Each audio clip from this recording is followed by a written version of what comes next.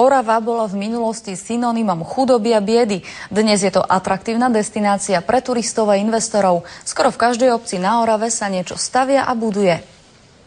Z najväčšej fabriky na televízory v bývalom Československu sa stane najvyššia bytovka na Orave. Takmer 50-metrovú administratívnu budovu v Nižnej premení súkromný investor na atraktívne byty. A bolo vytvoriť na Orave v cenovo dostupných reláciách areál, v ktorom by ľudia mohli bývať a pracovať. Na opačnej strane Oravy v najchladnejšej obci na Slovensku, Oravskej Lesnej, majú aj vďaka priemyselným investíciám nezamestnanosť, ako by im mohli závidieť aj na západe. V Oravskej Lesnej sa nezamestnanosť znížila na minimum.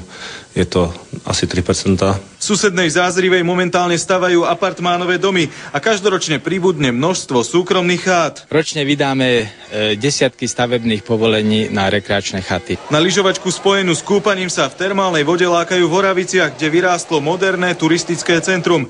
A naozaj veľké plány majú aj na najsevernejšom cípe Slovenska, kde chcú postaviť najväčšie lyžiarske stredisko. Napriek tomu, že sa na Orave v poslednej dobe veľa stavia, severu Slovenska nechýba ani nedotknutá príroda. Z Oravy Dominik Janička, televízia Markíza.